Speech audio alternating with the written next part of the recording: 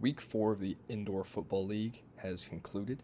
There were a couple exciting games this week. Most of them were really good games. Uh, Besides Bay Area playing at the Jacksonville Sharks, it was a dominant performance by the Panthers, but we will get into that whenever we break that game down. My biggest critique of this week, every single game was on Saturday. And this is while the Final Four is going on in March Madness. I don't really understand why that was done.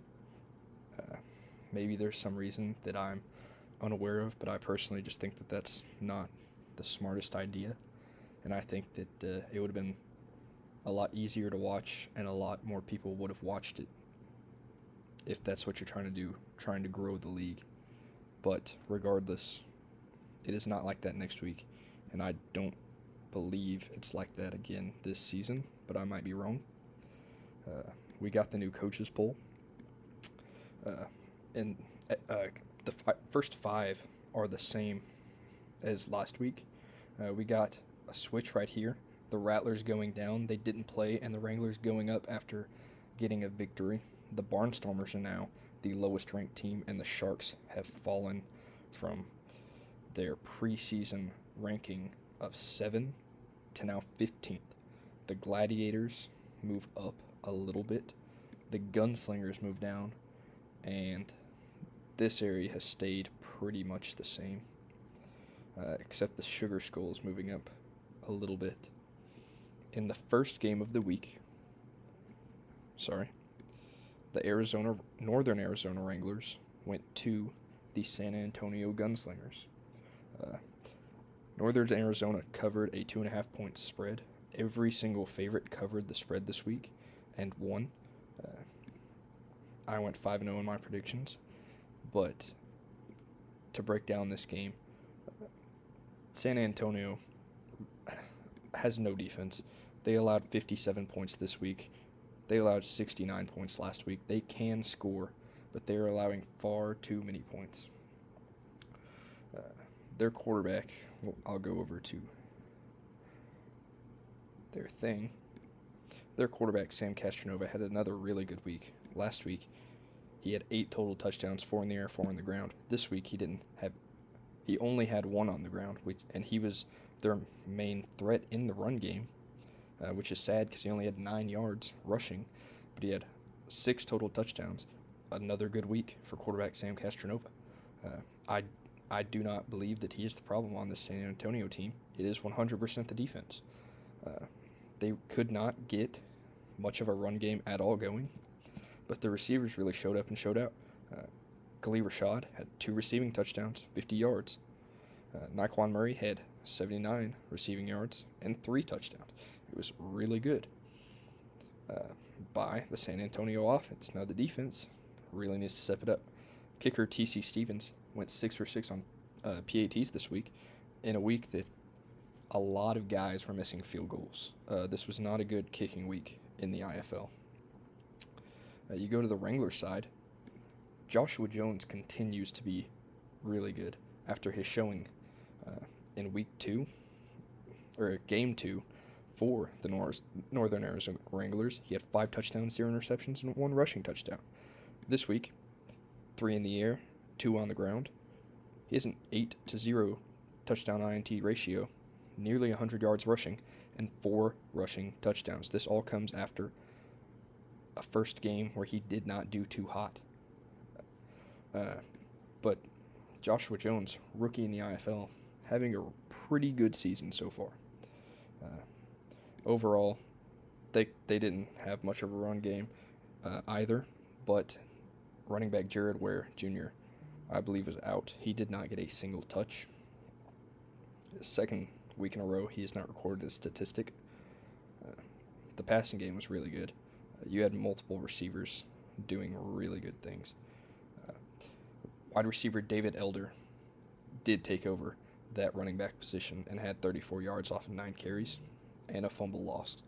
So the Wranglers did show some faults, but they are still a solid team, and they were able to put up enough points on a bad defense to win the game. In the second game of the week, we had Bay Area dominate the Jacksonville Sharks. The spread was already high at 8.5, but they easily covered that. They won 48-24, now making the Sharks 0-3 on the season. Not a good start for the former NAL champions in their first season in the IFL. For the Sharks, quarterback Connor Blunt started the game pretty solid. This was definitely his best game in the IFL so far. 2 touchdowns, 0 interceptions, but he did get hurt. And backup quarterback Eddie Brill Jr. came in, went 7 for 22, 62 yards, 2 touchdowns, and 1 interception. It is easy to say he is not as good as the starter Connor Blunt, but he did respectable. But he was definitely one of the main reasons they lost this game. Even if Blunt would have stayed in this game, the way the game was going, I still believe that the Panthers would have won this game easily. Maybe not as a big of a blowout as it was, but regardless, I think they would have lost. They also didn't have much of a run game. It's the IFL. Most teams don't really run the ball too much, and when they do, it's very effective. The receiver room had a pretty solid day with wide receiver Tamorian Terry, 6 receptions for 83 yards. On the Panthers side of the ball, quarterback Daquan Neal, again, having a really good game. 4 touchdowns, 0 interceptions. He did lose a fumble, but another really good game, only 5 incompletions. They probably had the best run game of the week. Shane Simpson had a really good week with 40 yards on the ground, 2 receiving touchdowns, and another 2 touchdowns receiving. 2 touchdowns on the ground and 2 receiving. But he is definitely one of the better backs in the IFL. Receiving-wise, 3 guys caught a touchdown as wide receivers. It's really good getting the ball spread out by Daquan Neal. Not too much to say about this game, besides just the fact that Bay Area is continuing to show their dominance, and that's probably why they are the favorite to win the championship again after winning it last year. In the third game, the Sugar Skulls went to Duke City. Duke City, coming into this game, was the lowest ranked team in the league. They have showed resilience this year. They have not lost by very much in the 3 games that they have lost. And quarterback Javon Kilgo has gotten a lot better as the weeks have progressed. You can see he started 2 touchdowns, 3 interceptions, then 5 touchdowns, 2 interceptions, then 4 touchdowns, 2 interceptions. He's still having an issue with those interceptions, but you can tell that he is getting better. This was a pretty close game, back and forth. Duke City could have won this game. They just didn't. But Kilgo, again, showing that as the weeks go on, he's getting better and better. And who knows what they could be when the season ends. They could definitely upset somebody, knock somebody out of the playoffs. I don't think they will go to the playoffs, but they could get someone out of it. Running back Jeff Carr, one of the better running backs this week, 55 yards, a touchdown, and then 2 receiving touchdowns. He had a really good game. Wide receivers Gregory Dent Jr. and Gurney Sloan both caught touchdowns. Dent Jr. caught 2. A big thing for the Gladiators in this game is Greg Thomas returning a touchdown on a kickoff. He's been a solid returner this year, and he had 122 yards returned this game. Then you look at the Sugar Skulls. Quarterback Malik Mitchell, again, has a really good game. 7 total touchdowns in this game. Last week, he had 5, 4 on the ground. This week, he has another 4 on the ground, but adds 2 more passing ones than last week with a total of 7 total touchdowns. This year, he already has 8 rushing touchdowns, 4 touchdowns in the air, and only 1 interception. So he's having a really good year, and I think Tucson is definitely in playoff contention. Their run game was solid with a touchdown, and running back Mike Jones continues to be one of the better running backs in the IFL with 63 yards on the ground, 3 touchdowns, and 1 touchdown receiving total on the year. They did have 2 new wide receivers play, CJ Tate and Chris Jackson. They both caught a touchdown, both did good. Leading wide receiver Mike Kerrigan had 50 receiving yards and -1 rushing yards. So overall, I mean, it was a solid showing by Tucson. They barely got out of that game with a win, and they won because of their quarterback, Malik Mitchell, who is former Ferris State star in Division II, 2-time national championship. Go to the next game. The Blizzards went to Quad City and won. I don't really believe that much in the Steamwheelers this year. They don't seem like a team that can make the playoffs or go far in the playoffs, too far in the playoffs. I just don't really see them doing too much this season. I think it'll just be an average season, and I think they have a more average quarterback in Judd Erickson. I think he's good for the IFL. I just think he's an average quarterback. A 4-to-1 TD/INT ratio, it's not bad. He's not a bad quarterback. I just think he's not going to be the guy to win you a championship, in my opinion. Their running back, Edward Vander, had a solid game, but there was just not too much done offensively by the Steamwheelers. They did score points. Kevon Rudd had 2 receiving touchdowns, and the defense held strong. It was more of a defensive battle than anything against the Blizzard. I just don't think that the Steamwheelers performed how they should have if they wanted to win. They just have to get better, in my opinion. The Blizzard were without starting quarterback Max Myler in this game. They started Skylar Perry out of the University of Arkansas Pine Bluff. He was good. He threw 1 touchdown, 0 interceptions. Not too much going on in the passing game, but he had 67 yards on the ground and 2 touchdowns rushing. Running back Jalen Cagle, it felt like he did a lot this game. His offensive stats may only be 4 carries for 20 yards and 2 touchdowns with 10 yards in the air, but he had 94 kickoff yards or kickoff return yards and put them in prime position to score some of the points that they did. Defensive lineman Skeen Mustin had a great game, fantastic game. 5 tackles, 4.5 tackles for loss, and 2 sacks.